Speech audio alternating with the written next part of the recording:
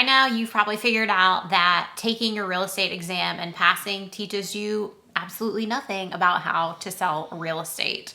Today, I am sharing the most common mistakes that I see new real estate agents make that you are definitely going to want to avoid. First up is relying on your brokerage to grow your real estate business.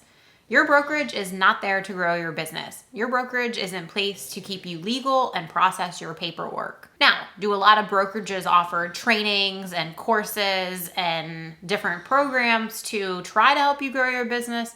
Of course they do. That's how they help with agent retention. But it is not their responsibility. It is your responsibility. When I owned my own brokerage and was interviewing agents, so many of them, the first question would be, how many leads do you provide? And it was always a sign that they were not a good fit for my brokerage, because while I did provide leads to my agents, that's not my responsibility. It's an added perk. And if you are interviewing brokerages and that's your first question, you really need to rethink where you want to be in terms of a brokerage. It should not be because you want them to provide you leads. You and you alone are responsible for growing your real estate business. Next up is relying on your friends and your family to grow your real estate business. And I see so many new agents get super let down when their good friend or even their family member hires someone else to help them find a home or sell their home. Like, it can be soul crushing to a new real estate agent.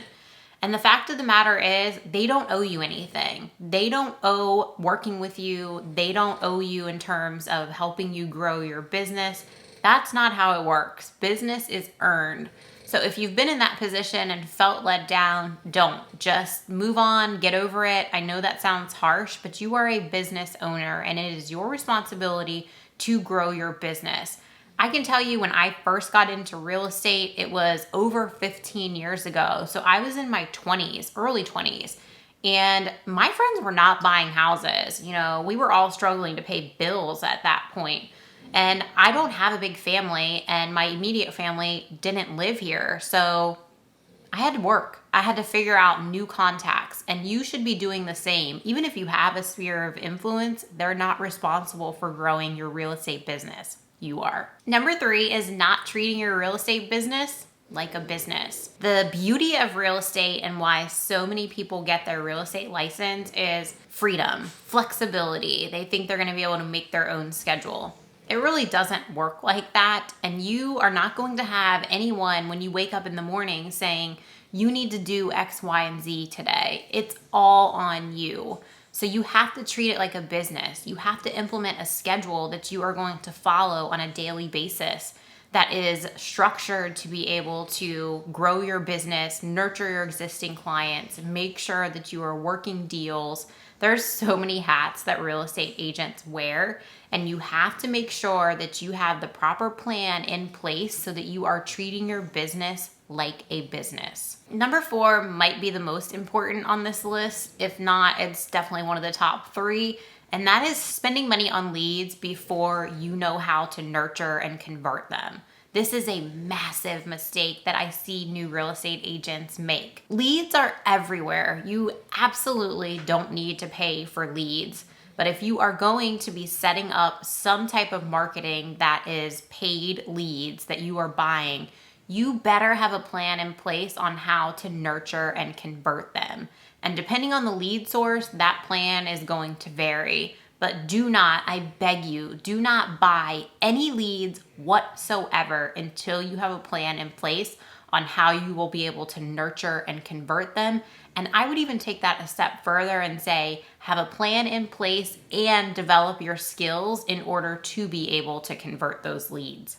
Number 5 is not learning the business from someone local in your area. And I don't mean the marketing, I mean the actual business. Real estate is so hyper local that you really need to have a mentor in your immediate area that you are going to be operating in to show you the business.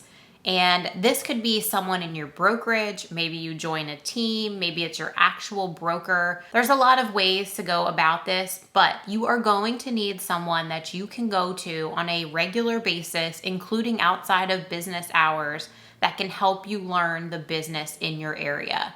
It is form specific. Certain marketing works in some areas and not others. Certain business techniques work in some areas and not others. You need to partner up with someone who's been there, done that, and can share their expertise with you. If you don't, yeah, you could probably figure it out, but you're going to spend so much more time and waste so much money trying to do so than if you would just get a mentor who's already been through it and knows how to be successful in your immediate market. Next is treating commissions as personal income. This is another big one. When you become a real estate agent, we're going back to you now have a business. And this is not tax advice whatsoever. I'm just going to say you need to set your business up separately from your personal account. If that simply means you have a business account and a personal account, so be it. I personally have an LLC. Some have S corps. It really just depends. Talk to your accountant about that. I am not an accountant. But when you get that commission check, that's not all your money. One, you need to take out money for taxes. Two, you need to take out money for savings. And three, you also need to pay the business. So as an individual, you really get what's left over. And this is an area that I see agents so frequently make a mistake in. They get that commission check and it all goes into their personal account. And that goes back to not treating it like a business. You're running a business, so you need to have your banking set up accordingly. And I would go as far to say you also need to have the legal side of things set up. Consult with your accountant. If you don't have an accountant, find a good one in your area. It will save you so much time, money, and frustration down the road. Number 7 is chasing shiny objects.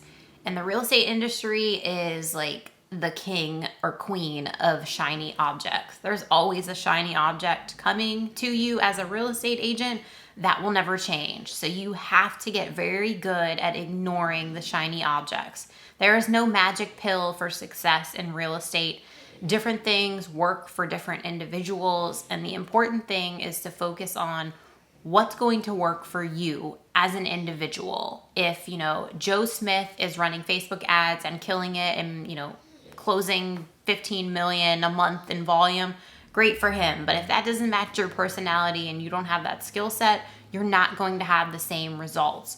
So don't get distracted by all those shiny objects and we can do this for you and that for you. You have to have tunnel vision when it comes to getting started in real estate and ignoring those shiny objects. Next up is going to too many trainings and then not implementing anything. I know agents, a lot of them are brand new, but some have been in the game for a long time who are busy attending trainings and then they do nothing with the information. And I'm all about trainings. There's nothing wrong with trainings. That's how we learn and that's fantastic. But don't invest your time going to a training and then not implement anything that you learned. If you're going to take a training, then you best be implementing something from it. And speed matters. Don't, delay 2 months, 3 months and then think, oh, I really should go back and do that. No. Get it done. If you are interested enough in a training that it fits into your business model, take the training and then implement at least something that you learn from it.